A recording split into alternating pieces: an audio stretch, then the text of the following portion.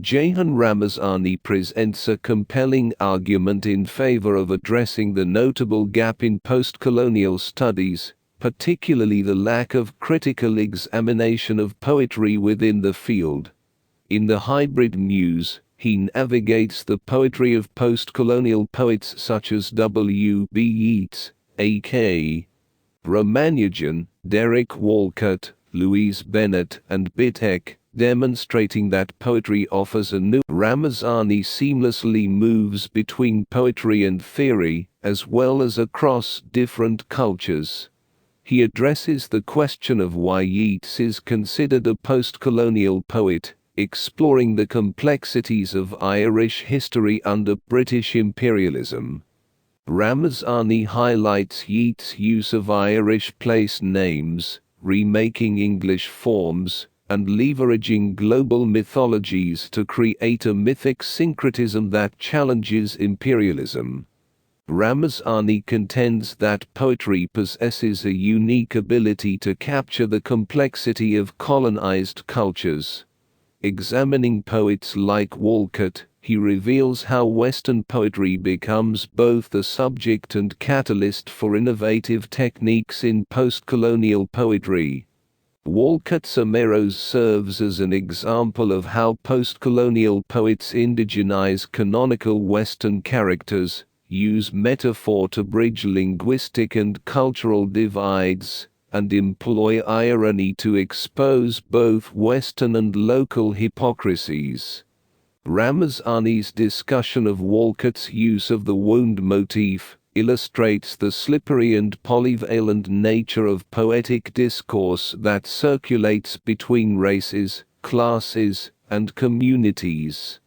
In challenging mainstream American poetry's ignorance of postcolonial poetry and poetics, and pointing out the oversight of postcolonial literary studies in fully exploring the richness of poetry, Ramazani provocatively asserts that poetry has ironically become a minor field in postcolonial literary studies. His work encourages a broader recognition and exploration of the depth and significance of postcolonial poetry. Ramazani's exploration of Philoctetes' wound serves as the foundation for his subsequent analysis in the following chapters. Examining the wounds of individuals such as the West Indian, Louise Bennett, A.K. Ramanujan, and Bitek, Ramazani unveils the intersection of Afro-Caribbean negritude and European vegetation figures. The local trope of Anansi becomes a vehicle for Bennett to convey the playful and polymorphous folk wit of Jamaican Creole, providing a cure through the use of irony and metaphor. The transcultural nature of Philoctetes' wound and cure, marked by cultural borrowings, enriches local literary production in the postcolonial context. Irony and metaphor, sharing the concepts of sameness and difference, double vision, and perception with postcoloniality, are key elements explored by Ramazani. A.K. Ramanujan's stereoscopic vision through metaphor brings readers closer to a pre-colonial past, while mocking notions of revivalist nostalgia. The experience of linguistic and cultural displacement is evident in Ramanujan's work, emphasizing the weave of alterities within the human family. Both Bitek and Louise Bennett demonstrate how local language enhances irony and metaphor, pivotal aspects of postcoloniality.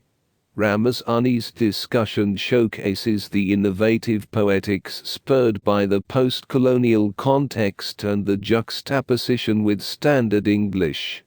Bennett's tongue-in-cheek critique of imperial power and welfare dependence, facilitated by irony and the folk figure Anansi, creates performance poetry that satirizes society.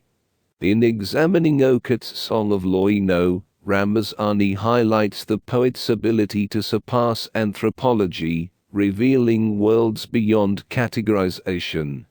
The dialectic between the Western and the indigenous is explored, culminating in the irony of postcolonials realizing they can never return to a pure original culture.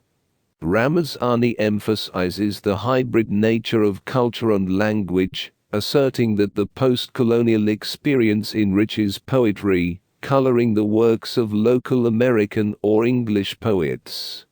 Ramazani provocatively questions the canon of Anglophone poetry, proposing the inclusion of Third World poets alongside confessional, movement, neo-formalist, and experimentalist poets. By shaking up the canonical landscape and drawing attention to the prolific output of the hybrid muse across diverse geographies, Ramazani contributes significantly to expanding perspectives on postcolonial poetry.